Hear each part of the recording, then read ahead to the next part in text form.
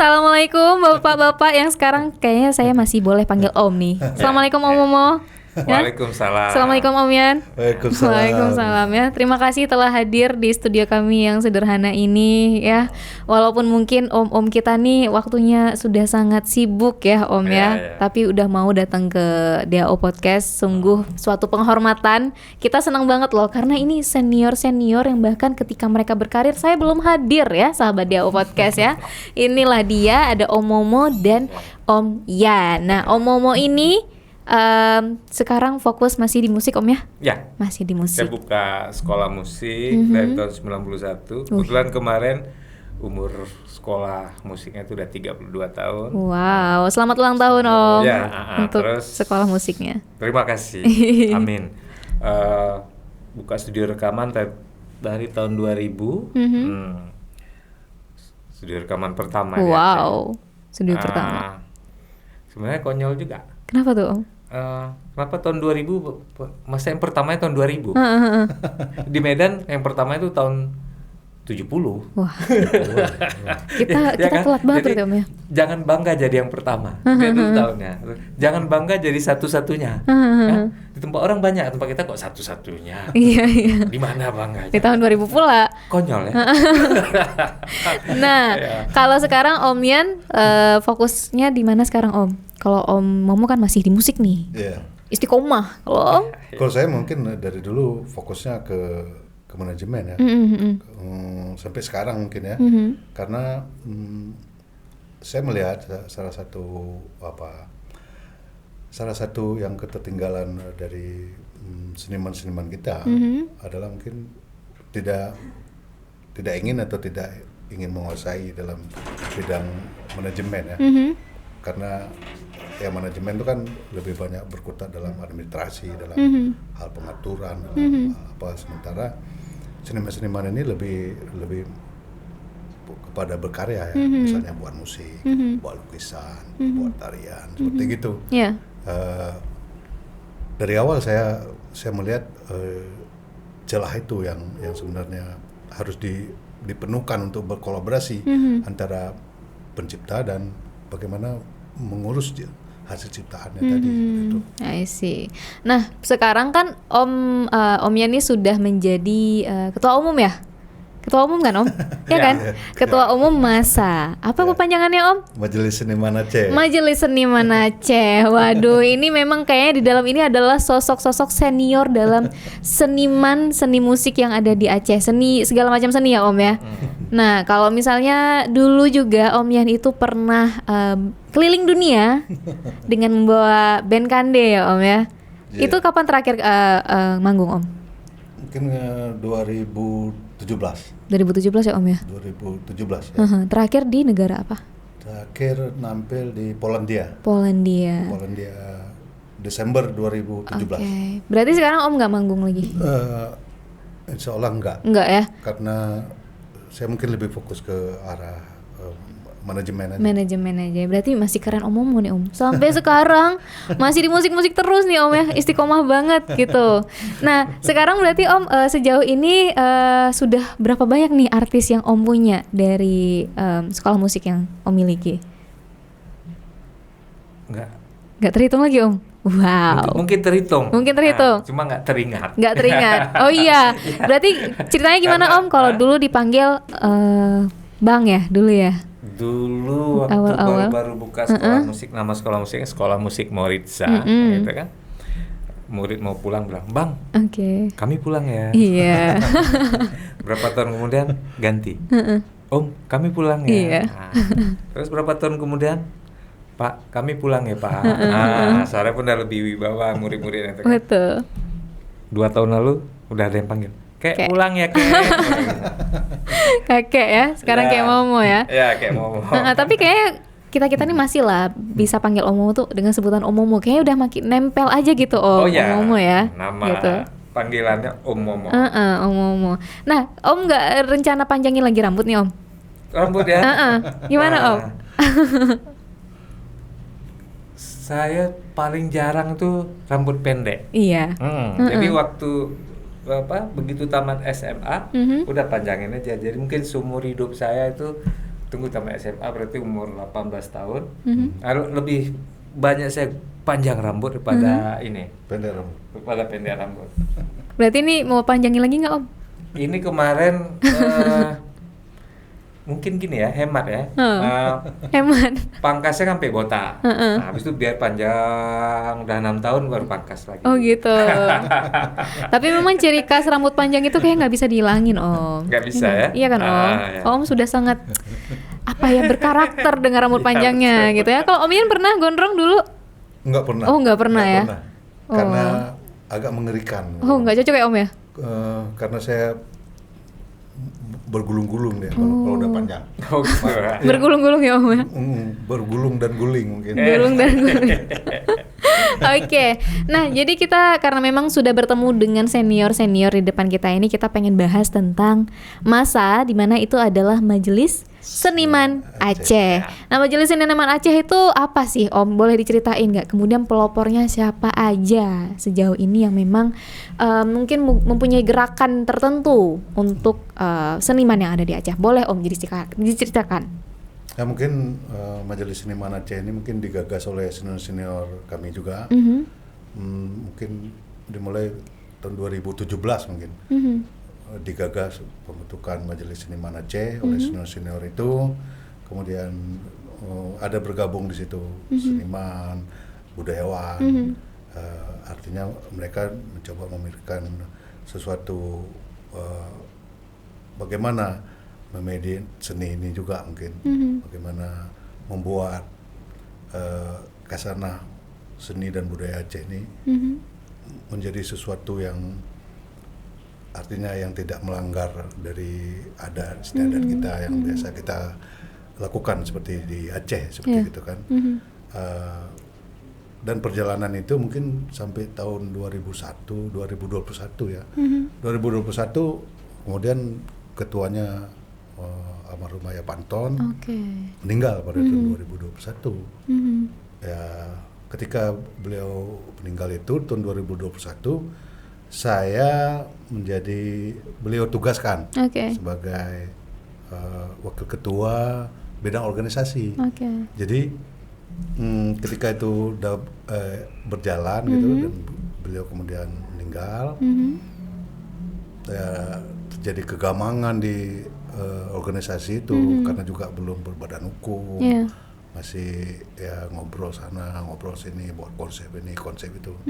Terakhir mungkin pertanyaannya bahwa setelah ketua meninggal apa nggak jalan nih, apa nggak diperlukan lagi nih.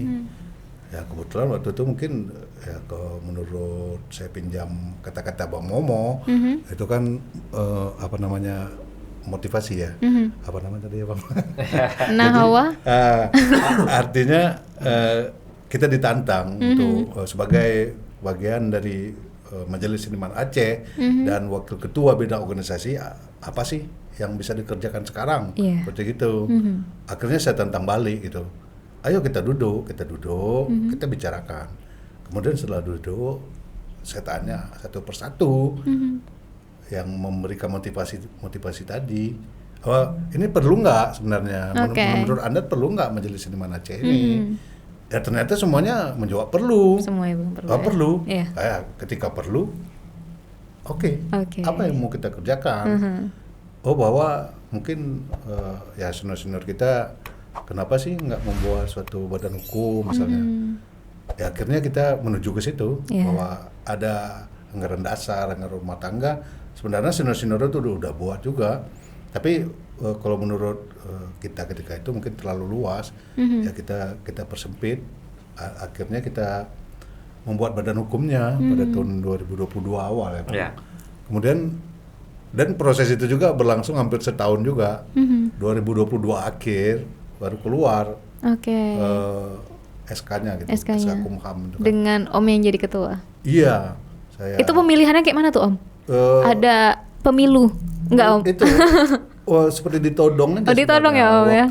Waktu kita buat anggaran dasar, anggaran rumah tangga udah mau selesai, kemudian tiba-tiba nodong itu, ini harus mereka panggil Pak Ayan, harus Pak Ayan ketuanya gitu.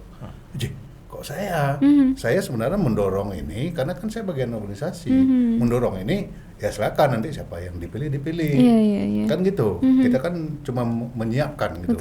Karena maunya apa sih kita buat, maunya apa sih kita buat. Tapi mungkin saya menganggap positif aja bahwa kawan-kawan mungkin melihat dari sisi yang lain. Betul. Akhirnya karena aklamasi semua yang hadir itu, karena bagi saya untuk jadi pimpinan itu bukan mau mendaftar diri gitu, bukan mau jadi ketua gitu. Yang kita kerjakan tadi cuma untuk membuat jalan kita pilih ketua, tapi ternyata sasarannya jadi saya. Ya. Termasuk Om Momo nggak yang tahu dong? Iya, Waduh, Om Momo juga tahu dong ya? Termasuk ada beberapa orang. Jadi saya oke lah, saya terima, tapi juga saya balas nanya gitu.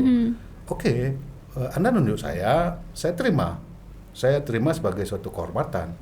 Sekarang saya ingin Anda juga punya komitmen, jangan nunjuk aja gitu. Kan sekarang banyak gitu, nunjuk aja. Tapi ketika dia nggak mau sebenarnya. Saya bilang boleh nunjuk saya, tapi kita harus sama-sama bantu saya gitu. Nah, istilah saya waktu itu jangan tolak saya ke dalam jurang. Oke. Bawa gitu. Oke, kita sama-sama boleh. Ya kita jalankan. Artinya ini baru permulaan kita jalankan setelah berbadan hukum ya. Kita jalankan. Artinya juga ini bagi saya adalah suatu suatu amal baik untuk senior-senior yang tadi yang sudah menggagas ini, kan sudah nggak ada lagi, ada beberapa senior. Mungkin ini menjadi satu amalan baik bagi mereka. Makanya itu salah satu yang saya inginkan gitu, bahwa kita ada sesuatu yang kita gerakkan yang menjadi suatu kebaikan bagi orang lain, guru-guru kita misalnya, karena kita juga banyak belajar dari mereka. Itu salah satunya mungkin. Dan yang lainnya ya kita coba pikir sama-sama. Bagian kita bagi-bagi per bidang. Kalau Om Momo bidang apa? Kalau edukasi. Jagoannya. Edukasi 23 tahun. Iya. Dan kita juga pernah diedukasi sama Om Momo. Oh iya, gimana ceritanya Om? Awal mula diedukasi sama Om Momo yang buka studio pertama di Aceh. Gimana Om? Karena cuma Bang Momo yang mau buka diri waktu itu kan. Karena kita kan nggak dikenal. Kita coba mau berkreasi, semangat tinggi. Tapi mau rekam di mana?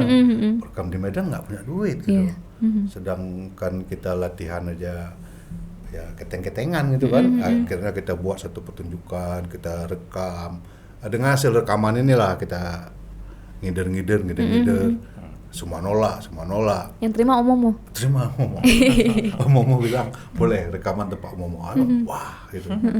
Karena kan Bang Momo udah dikenal gitu. Bang Momo mau sama kita kan keren gitu kan. Karena Bang Momo juga baru nggak lama itu kan Abang di Nyawang itu kan Bang. Baru karena Abang album Nyawang di situ. Jadi kan menjadi inspirasi kami juga bahwa ada Bang Momo. Bang Momo mau gitu. Jadi menjadi penyemangat juga untuk kita, dan satu-satunya yang menolong kita untuk bisa rekaman Bang Momo. Apa sih Om yang bikin Om Momo mau terima Kandi dulu? Itu ya. Waktu itu penyanyi itu Rafli, ada dia nyanyiin kosong itu pertamanya itu kan. Apa tuh lagu yang kenyang ayam Mumang itu kan. Wah, ini unik ini, belum pernah dengar sebelumnya. Zaman itu unik. Nah, jangan kita bandingkan dengan zaman sekarang. Kalau sekarang udah banyak variasi, udah keren-keren ya gitu kan. Ya udah, tanya mau rekaman Pak Rafli tanya kan. Oke, yuk kita jalan. Nah gitu. Berarti memang karena unik ya Om ya? Unik. Karena unik. Gitu. Jadi kayak karena unik itu Om tertarik gitu untuk bisa memberikan mereka kesempatan untuk recording ya Om ya? Bukan kesempatan. Jadi gimana tuh Om? Paten. Oh memang paten Om ya? Wih. Ya, memang paten Om. Memang kesempatan namanya. Kalau bagi Om kesempatan ya? Jadi itulah tadi kan, karena bukan cuma Bang Momo yang kita datangi. Ada beberapa pihak produser nggak mau memang. tapi memang jodohnya dengan Bang Momo. Dan akhirnya setelah itu bisa keluar negeri kemana-mana dengan membawa musik. Itulah tadi dengan artinya gini, ketika kita sudah rekaman sama Bang Momo, kita punya karya, itulah menjadi karya gitu. Karena bagi musisi, bagi yang bermain musik, kalau belum punya karya belum punya direkam, jangan cerita sekarang kan. Kalau sekarang masuk YouTube udah direkam. Kalau dulu kan enggak, kita harus punya DAT dulu namanya Bang. Iya betul. Jadi kita punya seperti tip gitu ya Bang, punya seperti rekaman.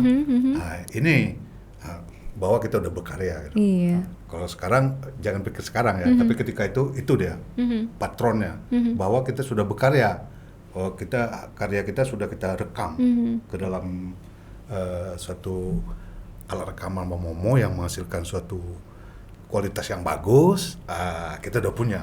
Jadi itu semacam kredibilitas ya, bahwa bukan musisi jalanan, bukan apa gitu, tapi kita punya karya, dan karya ini melalui Bang Momo. Itu dulu gimana Om? Itu kan sudut pandang bagus, maksudnya buat rekaman, konteksnya itu levelnya portofolio. Gitu. Ada kadang-kadang kalau rekaman setiap hari kita bisa buat kan, tapi misal kita mau dalam list portofolio kan kita harus pilih yang mana mau kita ini kan. Nah gitu. Kan dia berhasil satu album itu dulu yang pertama itu lagu-lagu 10 itu Fighting Spirit. Iya, jadi karena lagi perang kan. Iya benar. Lagi konflik. Tahun itu ya Om ya. Ya. Jadi pas misal mau nawarin apapun orang bisa lihat itu. Iya.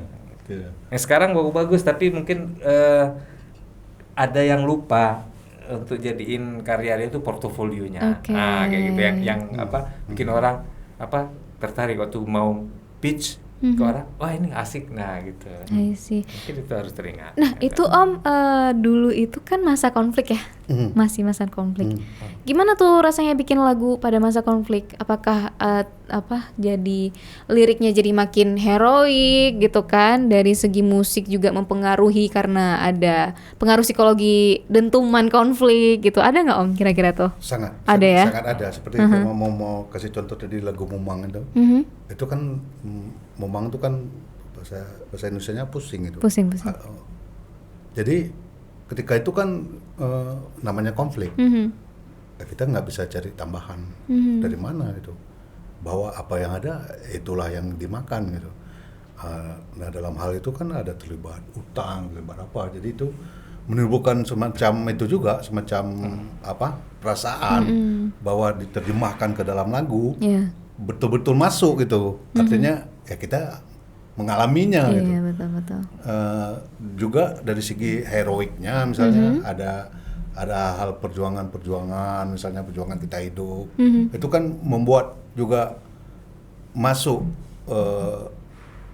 jiwa itu ke dalam syair, dalam musik. Jadi matching deh gitu loh. Makanya ketika orang yang bisa menyanyi tapi tidak merasakan masa itu, saya dengarnya nggak matching gitu. Karena dia cuma bisa nyanyi Bang, tapi dia soul-nya nggak muncul gitu. Berbeda ketika kita memang misalnya kita merasakan suatu peristiwa, kemudian peristiwa ini dijadikan syair. Ini kan langsung merasuk gitu loh. Jadi bawaannya mungkin lebih perasaan, lebih marah, lebih apa gitu kan. Kalau saya pikir itu memang sangat berpengaruh terhadap keadaan. Tapi kalau dulu tuh untuk rekaman, hasil rekaman sama manggung nggak ada yang beda ya Om ya? Enggak ya? Nyambung yang tadi. Jadi kan di masa konflik itu banyak penyanyi itu mencatatkan kejadian itu ke dalam lagu-lagu dia, gitu kan. Misal ada lagu Bang Sabirin ya. Sabirin Lamno. Sabirin Lamno Terus ada lagi, maksudnya yang dia lihat itu dia bukan cuma Bang Sabirin. Siapa lagi yang Jo saya lihat juga Jo Pasnya. Terus siapa yang Krung Arakundo jadi semua kejadian. Terus misal kayak yang ada yang saya garap tuh yang di album Nyawang, umpamanya yang lagunya sebenarnya lagu tradisi Meketum Bede. Itu ada tambahan lirik dibuat sama almarhum Pak Nurdin, cerita tentang ini kejadian. Nah, sebenarnya 2 minggu lalu jadi berita, langsung terpindah ke dalam ini. Jadi syair gitu. Ya, jadi syair. Dan itu digemari orang-orang waktu itu. Mungkin karena apa ya? Karena merasa tertindas. Jadi lagu-lagu itu untuk pengobat hatinya, mewakili perasaan. Mewakili perasaan. Mewakili perasaan. Iya. Benar. Itu berbeda. Hampir semuanya waktu itu. Kan banyak tuh, ada puluhan penyanyi Aceh. Pasti ada konten isinya tentang konflik. Konflik pada zaman itu berdasarkan pengalaman dia sendiri. Benar. Gitu. Berarti bisa sangat berpengaruh ya Om ya. Pengaruh. Lagunya yang Meketum Bede, bener, iya kan? Hafal ya? Hafal Om.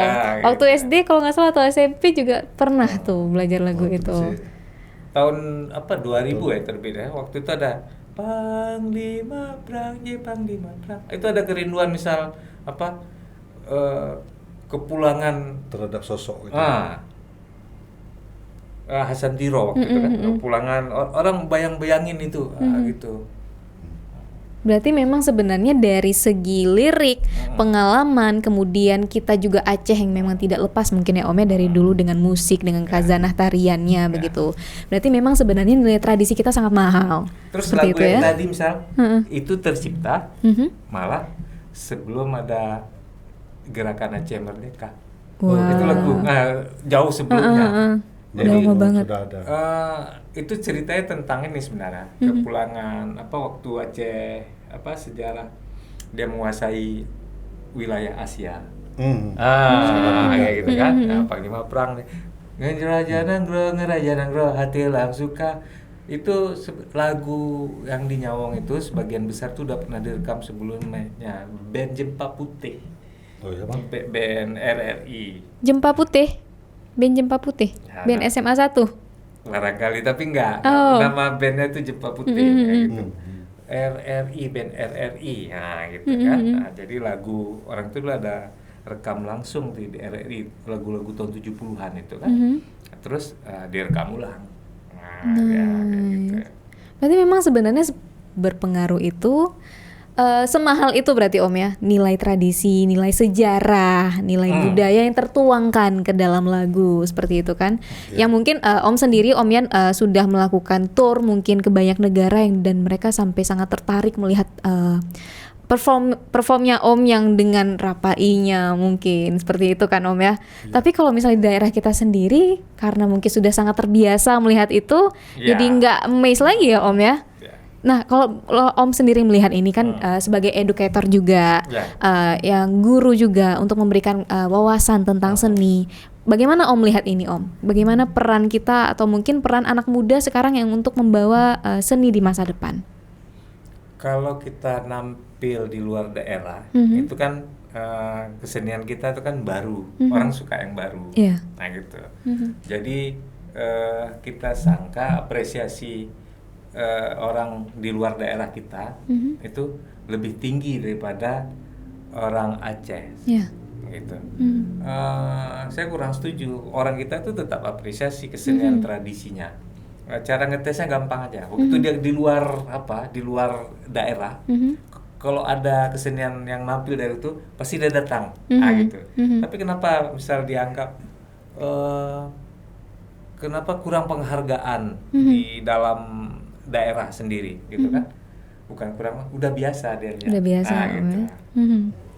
Kalau orang luar tuh kayak ini sesuatu yang unik belum pernah mereka lihat, jadi mereka sangat amazed gitu ya Om ya. Kalau yang Om lihat dulu juga orang-orang tuh gimana Om memuji Kande itu pada saat di luar? Malah saya pikir kalau dari dia punya apresiasi ya, sangat besar apresiasi dia. Makanya kami bisa sosialisasi damai apa segala macam.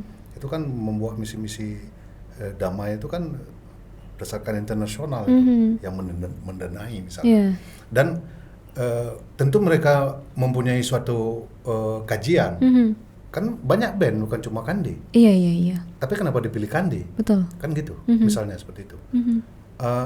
Karena pada dasarnya ketika kita nampil di suatu daerah, di Aceh nih misalnya, di PD misalnya, sampai keliling, itu kalau saya pikir nggak kurang dari 10.000 orang yang datang. Yang datang ya Om ya? Yang datang menyaksikan. Itu banyak dong Om. Iya, itu makanya saya pikir mereka punya kajian untuk membiayai band ini misalnya. Karena kan melihat sisi popularitas mungkin. Apa-apa yang udah kita kerjakan juga mereka kaji pastinya. Karena misalnya aja lah, di waktu itu kan belum 23 kabupaten kita. Bilanglah waktu itu sekitar 15 atau 20 atau berapa ya. Tapi setiap kabupaten itu bilang 10.000. Bilang ada 15 kabupaten mungkin waktu itu belum dipecah-pecah, sekarang di 23. Bilanglah waktu itu cuma kalau 10.000 ada 15 kita bilang kabupaten waktu itu, mungkin jadi 150.000. 150.000 mereka tuh mengalihkan dengan 10. Mereka punya koefisien tuh 10. Saya belajar dari mereka. Jadi 150.000 tadi dikali 10. Jadi 1,5 juta. 1,5 juta 1,5 itu sudah 30 sampai 40% penduduk Aceh. Ya kan? Artinya ketika satu orang nonton di situ 10.000, waktu dia pulang dia akan memberitahukan pada 10 orang temannya. Misalnya ada teman yang nggak ikut kan, nah, itu mereka kalikan yang saya bilang tadi dengan faktor 10. 1 dikali 10, satu orang yang nonton. Orang kita kan suka cerita nih Bang, wah sana nonton semalam gitu kan. Dikalikan dengan 10, jadi 1,5 juta. Mungkin waktu itu penduduk Aceh 4 jutaan, 4,5 juta. Itu kan sudah mewakili sekali gitu, bahwa program itu diketahui oleh 1 juta sampai 2 juta orang. Dan itu sudah setengah dari penduduk Aceh mengetahui bahwa program damai itu misalnya. Yang menjalankan ya kita dari musisi, ada tariannya, ada apa untuk pelengkapnya gitu kan. Seniman yang menjalankan program itu. Itu makanya saya bilang ketika konflik itu segala macam, pendamaiannya seniman didorong Bang. Betul. Ketika udah damai kan, mungkin juga turun ratingnya Bang. Artinya gini Bang, ketika kita waktu di konflik itu kan, Abang bilang tadi misalnya, oh syairnya ini Bang kan, syairnya tentang ini, kesedihan, tentang kemarahan gitu kan. Mungkin juga koneksinya dengan sekarang mungkin udah damai ya Bang kan. Udah cinta-cintaan aja, seniman keindahan itu mungkin aja gitu waktu kan. itu kan corong ya kan? Jadi corong, betul Bang. Begitu nggak perlu kan, mungkin dimatiin dulu, di off kan dulu, nanti kapan perlu hidupkan. Mungkin itulah makanya di majelis seniman Aceh ini kepingin kita on kan terus. Betul. Gitu. Itu menjadi cita-cita juga ya Om ya. Nah, sejauh ini gimana Om pergerakannya, pelopornya, mungkin bersama senior-senior yang lain, bagaimana sudah pergerakan masa ini Om?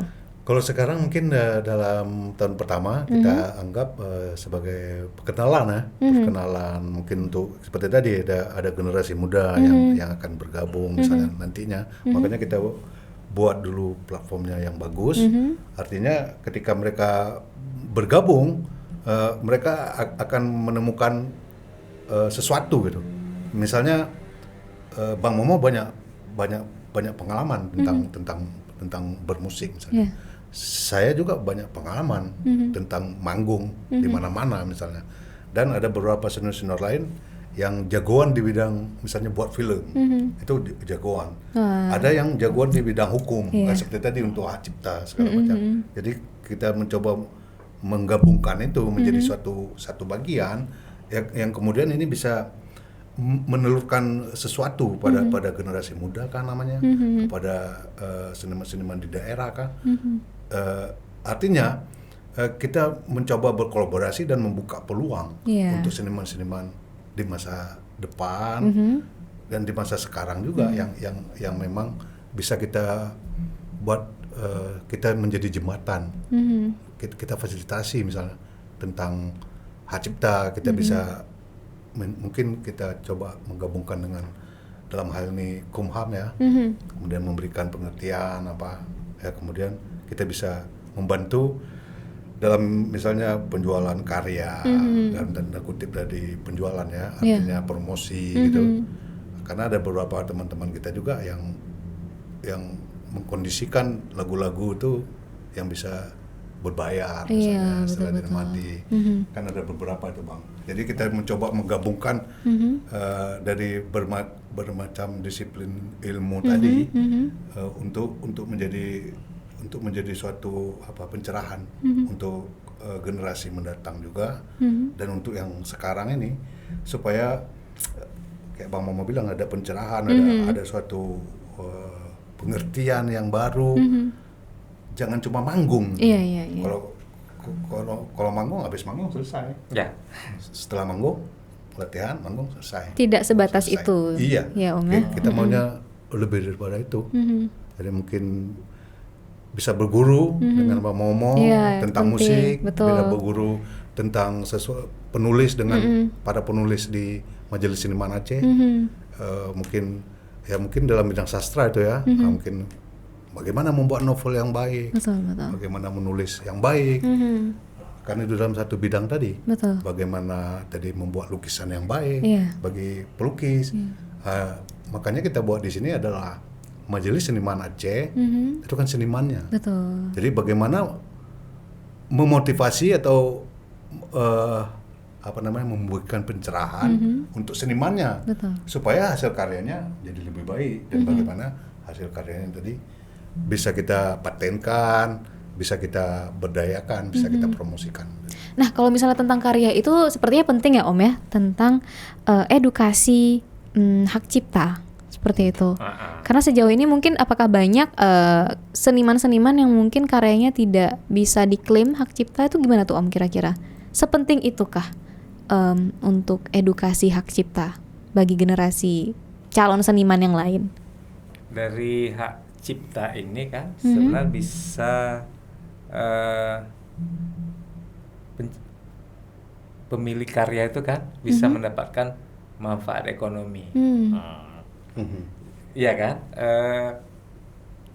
Kita coba kampanyekan lah kan. Tolong itu disadari, nah gitu. Dan untuk memicu lagi membuat karya-karya baru. Nah, gitu. Kalau sekarang misal saya contohin di musik umpamanya gitu kan.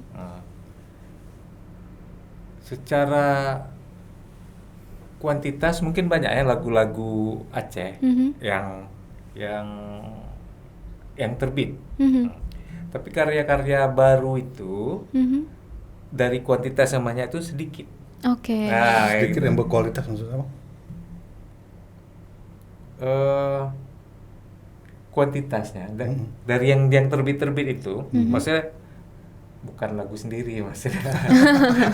Kuantitasnya banyak. Iya. Ya kan? Bukan lagu sendiri. Nah, gitu kan. Bisa ada 10 yang terbit kan. Nah, tetapi yang lagu sendiri di antara 10 itu cuma 2. Yang lain mungkin lagu cover gitu ya Om. Cover. Lagu jiplak lah atau lagu jiplak kayak gitu. Kan? Jadi malah dia nggak dapat manfaat ekonominya kalau dia cover kayak gitu. Kalau ada pun dikit, bagi-bagi gitu kan. Tapi kalau dia buat sendiri lebih banyak dia dapat gitu. Kalau cover itu kan juga harus ada royalti kan Om ya? Iya harusnya. Ya kan? Harusnya ya Om ya? Kan untuk yang pencipta. Ya kan? Kayak gitu. Karena saya pikir tadi seperti Bang Momo bilang, kalau bisa saya tambahkan adalah tadi kan Bang Momo bilang ada sisi pendapatan yang mungkin dapat gitu kan. Tapi ada satu sisi yang paling penting secara psikologis adalah bukti sah kepemilikan. Betul. Artinya ada pengakuan gitu loh. Kan kadang-kadang seniman ingin diakui gitu. Iya, eksis gitu ya. Tapi ketika Anda nggak punya ini, berarti Anda nggak diakui. Iya, betul. Kan gitu Bang. Ya. kalau dari sisi ekonomi tadi oke juga, tapi dari sisi pengakuan itu saya pikir dari psikologi memperkuat ini ya Bang, artinya dia lebih percaya diri Bang. Ini kan saya buat gitu kan. Anda buat apa? Kan gitu. Anda punya nggak? Kan bisa ada pertanyaan seperti itu. Dan itu menjadi peran massa juga untuk mendorong para seniman untuk menjadi seniman yang demikian ya Om ya. Gitu. Kalau untuk peran tradisi nih Om, kan Aceh tuh kuat banget sama tradisinya gitu. Adakah peran massa untuk ayo teman-teman, apalagi nih yang baru-baru mungkin generasi baru yang mau hadir, anak-anak muda, kembalilah ke tradisi karena itu memang harus dijaga dan kalian lah yang harus menjaga. Itu gimana tuh Om? Apakah memang ada cita-cita dari massa untuk mengajak para generasi kembali ke tradisi? Harusnya tradisi itu tetap dipelihara, artinya tetap dilakukan gitu, tetap ada pelakunya, bahwa kemudian dengan jiwa mudanya, dengan kebebasannya, dia bisa berkreasi dari hasil dari tradisi tadi. Itu kan namanya ada seni kreasi ya. Kalau tradisi kan sifatnya lebih saklek gitu, bahwa dia akan seperti itu gitu, akan seperti itu aja. Tapi ketika dia udah menguasai tradisi, yang kita harap tuh kan dia bisa berkreasi, dan kreasinya ini tanpa menabrak rambu-rambu yang udah kita sepakati misalnya di Aceh gitu. Kalau dari segi musik gimana tuh Om? Boleh nggak? Mungkin sekarang kan sudah banyak banget tuh tradisi modern yang yang di-combine seperti itu. Gimana tuh Om kira-kira? Itu menarik. Tapi misal untuk masalah yang melestarikan tadi kan, kalau nasihat-nasihat dari orang yang lebih tua untuk anak muda melestarikan, pasti dia udah sering dengar gitu kan.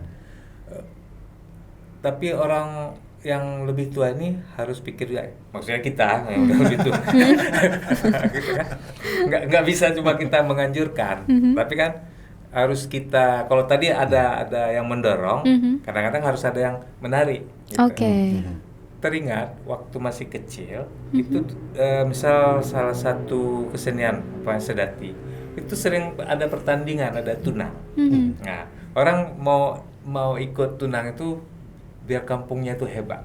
Jadi ada motivasinya kan gitu kan. Hadiah nggak banyak-banyak, seadanya kan.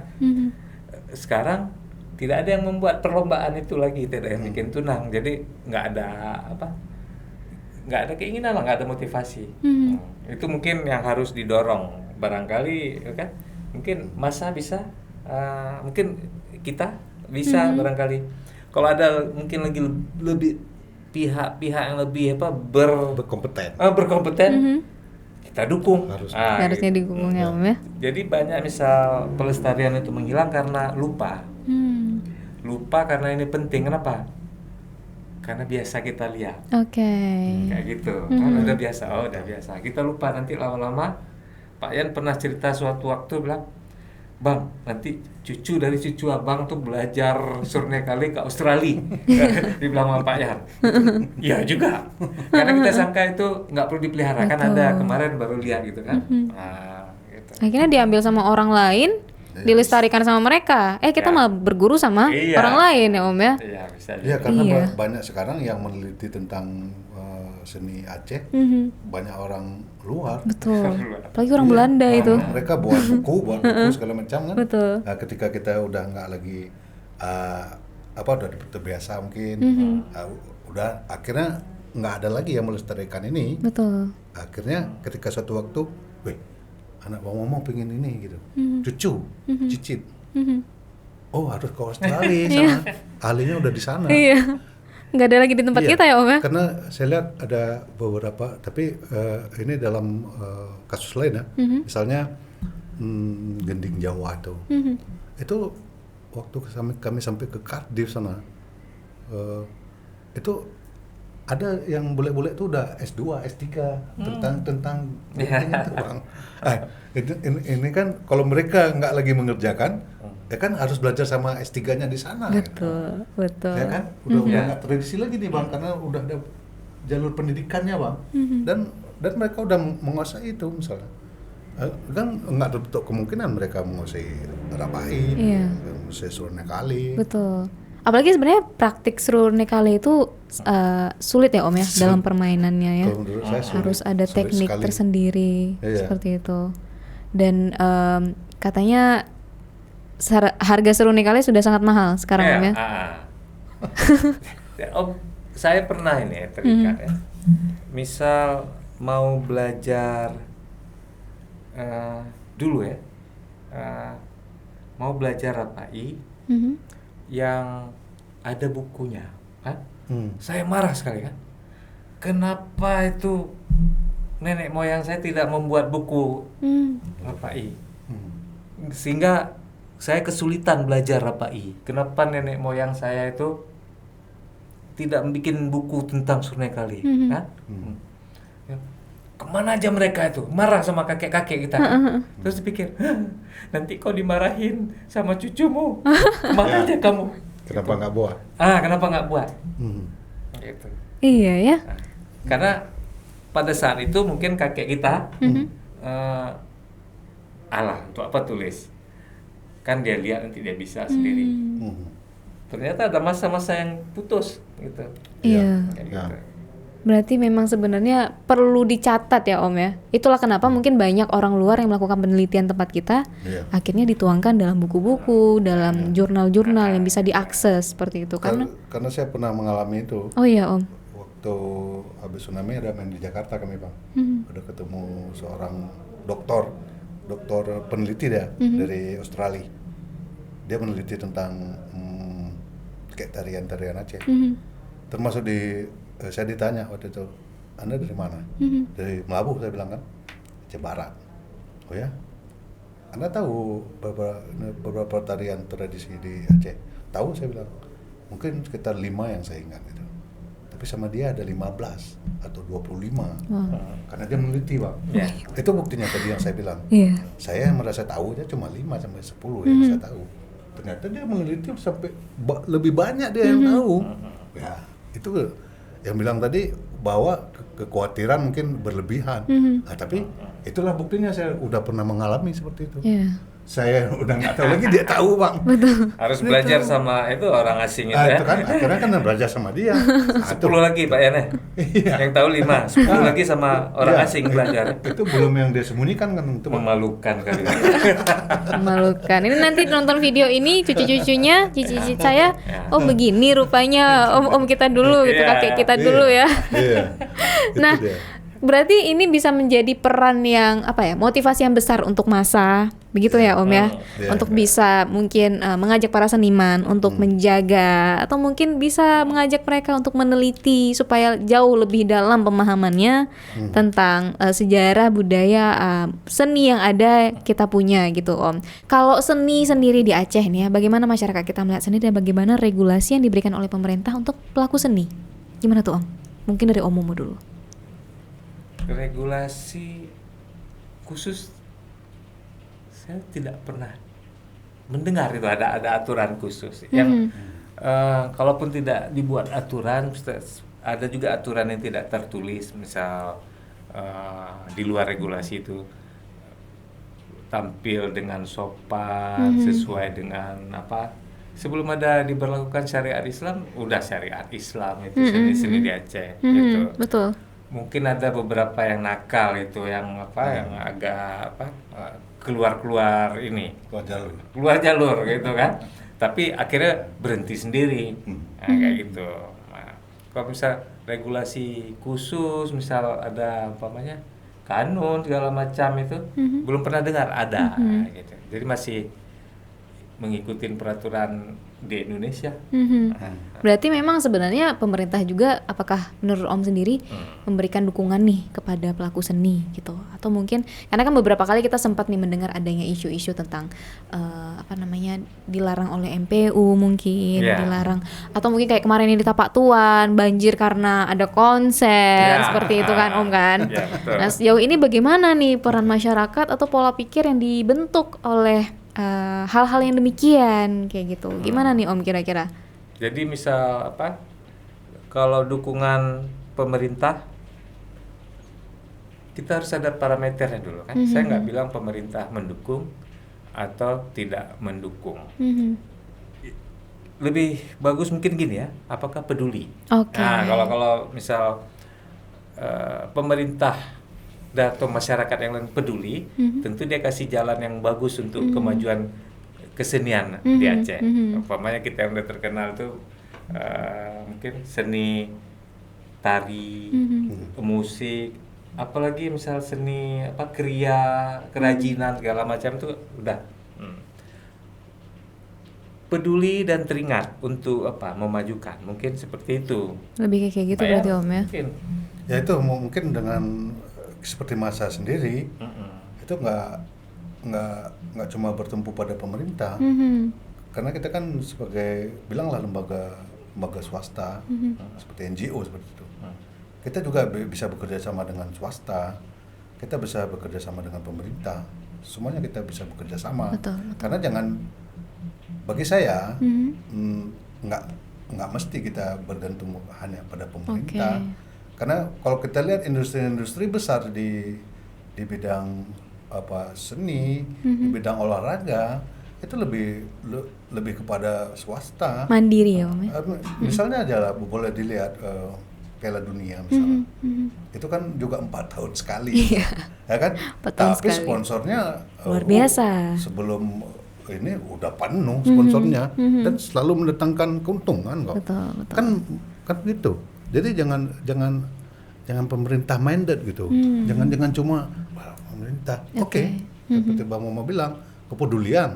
Ayo, silakan kita juga membuka itu ya, membuka bahwa kita bisa juga mengerjakan dengan pemerintah.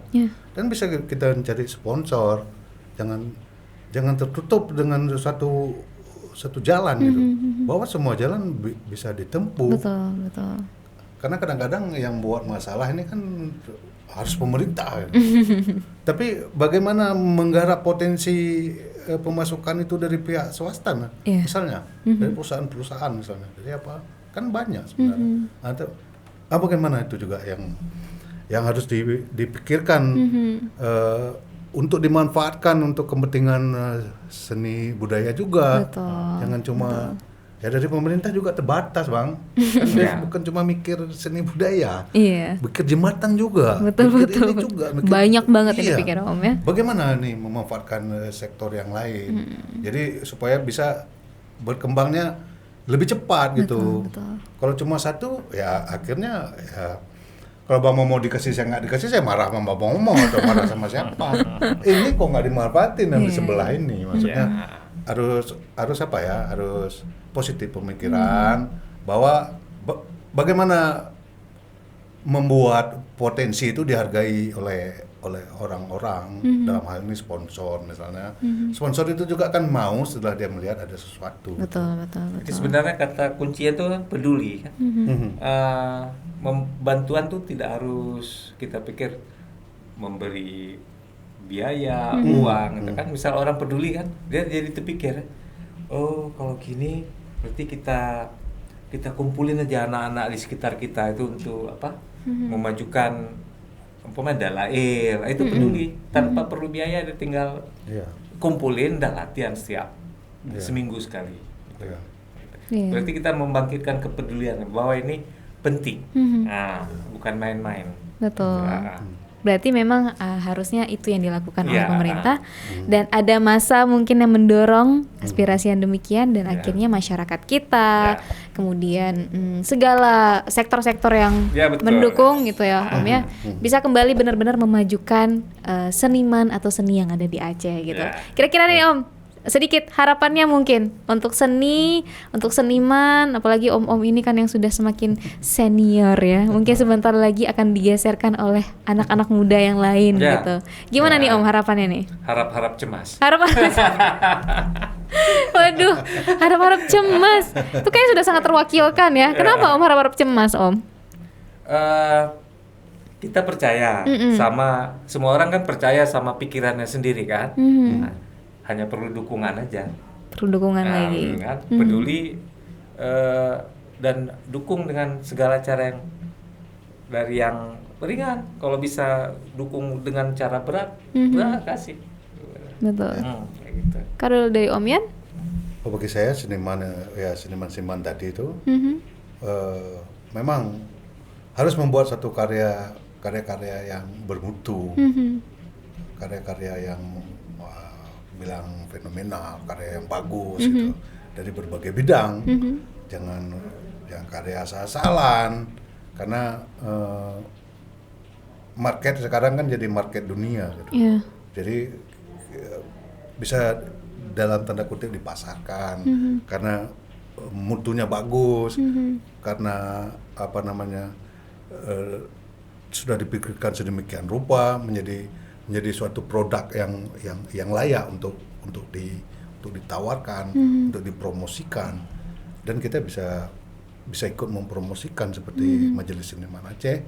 Kita siap untuk itu. Jadi kita harap juga generasi muda ini jangan meninggalkan tradisinya. Tradisi dipelajari juga untuk menjadi landasan yang bagus untuk berkreasi lagi hingga menghasilkan suatu karya yang super gitu. Karena dengan karya itu seperti saya bilang, kita bisa memotivasi. Dengan karya itu kita bisa keliling dunia, bisa kita melihat dunia lain gitu, bukan cuma dunia di sini. Dan itu mungkin memperkaya kasana pikir dari seniman itu sendiri ketika melihat karya orang-orang yang kita nilai tinggi gitu kan. Seperti misalnya kita ke Belanda, kita bisa masuk ke Museum Van Gogh untuk melihat apa sih sebenarnya Van Gogh, apa sebenarnya lukisannya itu dari seni lukis misalnya. Betul. Saya pikir ya seperti itu, harus terus fight untuk membuat suatu karya-karya yang bermutu, jangan yang kecangan. Fighting spirit ya. Kayak om ini yang walaupun sudah berapa ya umurnya ya, nggak bisa kita bilang udah tua lah bilang gitu ya Om ya, tapi masih sangat semangat. Setengah abad ya Om ya. Udah lebih. Iya. Tapi masih sangat peduli ya kan, masih sangat semangat, apalagi Om Momo nih masih terus berkarya sampai hari ini, sampai detik ini ya Om ya. Baik, terima kasih banyak Om.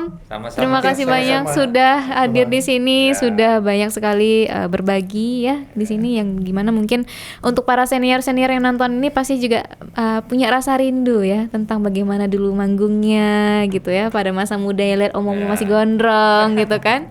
Kemudian juga bisa bernostalgia dengan podcast kita kali ini. Jangan lupa untuk selalu nonton Dewa Podcast ya. Jangan lupa like, comment, share, dan subscribe video ini. Dan jangan lupa untuk selalu kita akan menghadirkan narasumber yang oke setiap minggunya. Kita pamit. Wassalamualaikum warahmatullahi wabarakatuh. Bye.